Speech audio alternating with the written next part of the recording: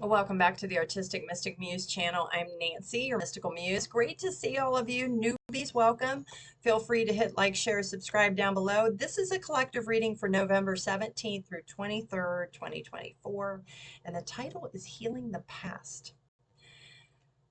I step into my future with strength and clarity. And so we're going to dive into this a little more. But it's all about mending bridges. I heal rifts. I am a mender. Now, when you heal the past, you aren't always going to have willing participants. And that is probably one of the biggest understandings you have to have. The only thing that you can do is healing yourself and bridging this for others who come after you. So, what does this mean?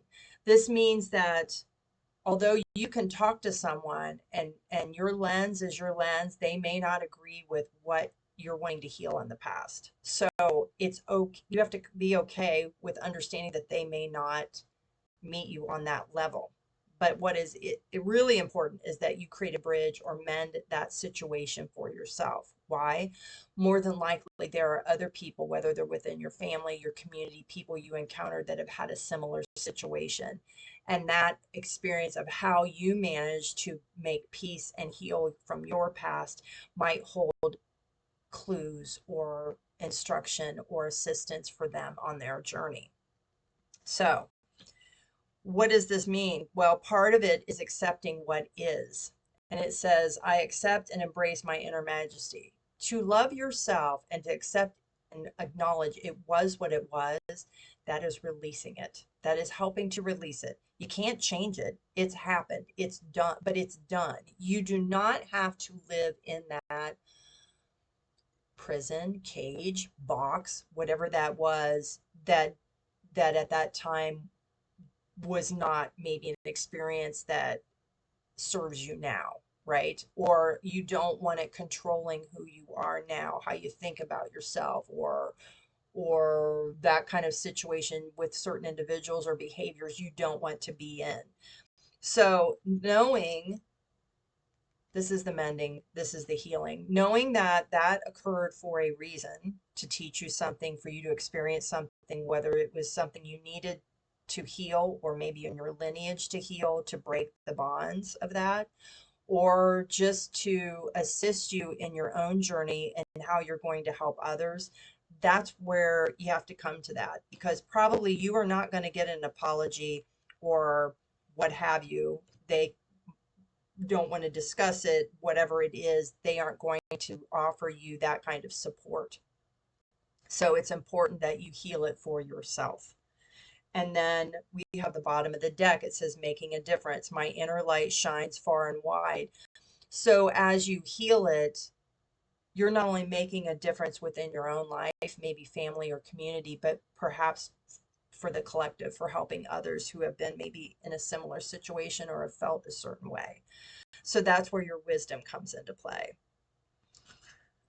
From the Ganesh deck, again, we've got nurture. It's a really important when you're facing these discomforts, dark night of the soul, whatever you want to call it, clearing the clutter, behavior patterns, whatever it is, that you nurture yourself. It takes great determination. This is the root chakra. Getting at the root, healing the root, creating a new foundation, right? Super important with this. Yeah, acceptance. We just had that. What it is, right? The acceptance, it was what it was. But in accepting it, he's got all this bounty with him, right? This nurturing, this food, what have you, because it has nurtured the person in a way or taught them something to prepare them for other things. So keep that in mind. And we've got the cleaning house. So part of this healing, this mending, is you cleaning house, clearing the clutter. Slow and steady. We've talked about this, a step at a time, whatever that looks like for you. Yeah. The more you learn to heal and love and accept yourself, nourish yourself, that is the home that you create for here. It doesn't matter what everything else is. It's just a play. It's just a mirage, so to speak. But creating home, what is home? look like for you? Yeah, and the commitment to yourself, loving yourself, commitment to source, right? That you have to want to heal this, to want to realign it, you might say, recalibrate it. From the activation deck, bottom of the deck is passion again, and it's got a lot of the root and solar plexus chakra, but it says that it reminds us that beneath every intense emotion lies the hidden gem of insight, balance, and calm. It assists us in finding the balance within this intensity, moving us from chaos to the calm of its core, where we can let its long-lasting wisdom fill us up. That's what we were just talking about.